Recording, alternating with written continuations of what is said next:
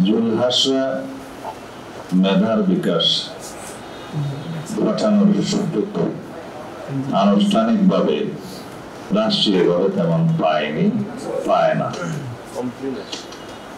কিন্তু জুলহাসা সারা দেশে ছড়িয়ে ছিটিয়ে আছে।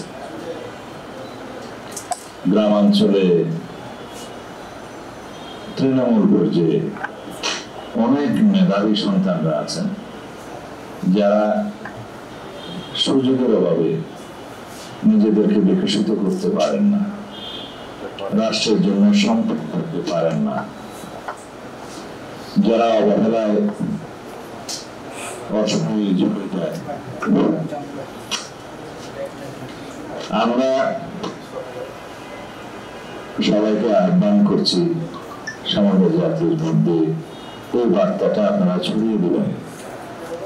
যেখানে আপনারা মেধাবী সন্তানদের খুঁজে পাবেন যারা রাষ্ট্রীয় সুযোগ সুবিধা বঞ্চিত অথবা সমাজের সুযোগ সুবিধা বঞ্চিত, সুযোগ পেলে তারা তাদের মেধার বিকাশের মধ্য দিয়ে সমগ্র জাতির সম্পদে পরিণত হতে পারেন, সেরকম মেধাবীদেরকে আপনারা খুঁজে বের করবেন।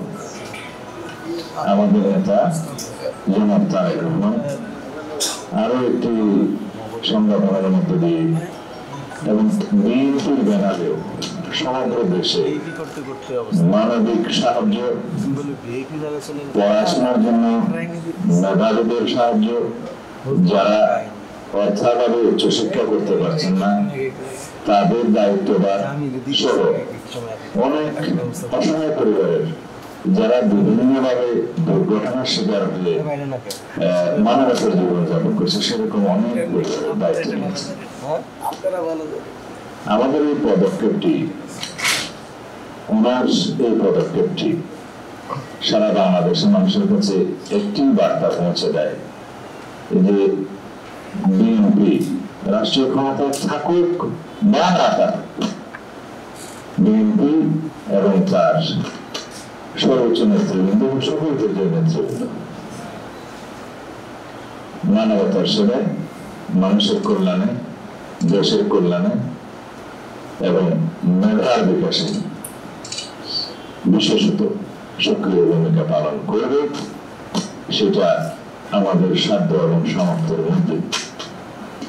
তা আমরা সমাজের যারা বিত্তবান, যারা বিভিন্ন সামাজিক এবং মানবিক সংগঠনের সাথে জড়িত আছেন অথবা নাই, সবাইকে আমরা আহ্বান করব যার যার জায়গা থেকে দেশের সম্পদ হিসেবে মেধাবী সন্তানদেরকে আপনারা সহযোগিতা করুন, তাদের পথ চলাকে আপনারা সহজ করুন এবং বাংলাদেশের জন্য তাদেরকে সম্পদে পরিণত করুন।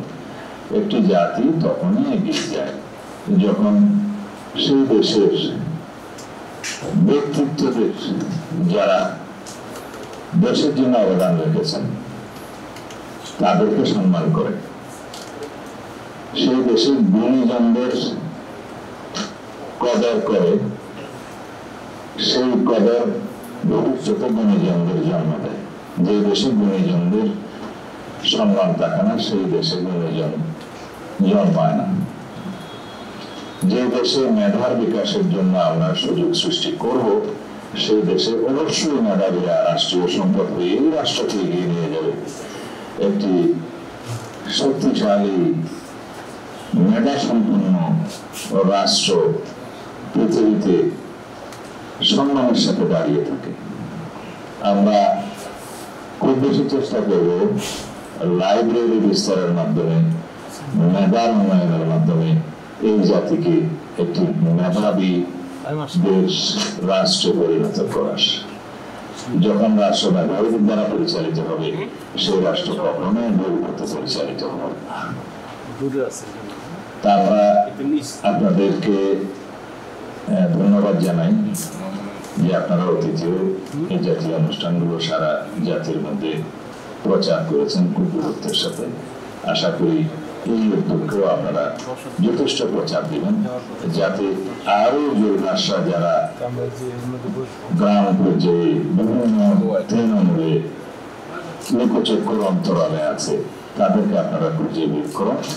ইনশাআল্লাহ আমাদের নেতা জনাব তারেক রহমান, আমরা বাংলাদেশ জাতীয়তাবাদী দল সবসময় তাদের পাশে থাকবো। আমরা রাষ্ট্র ক্ষমতায় থাকি বা না থাকি সকল সময়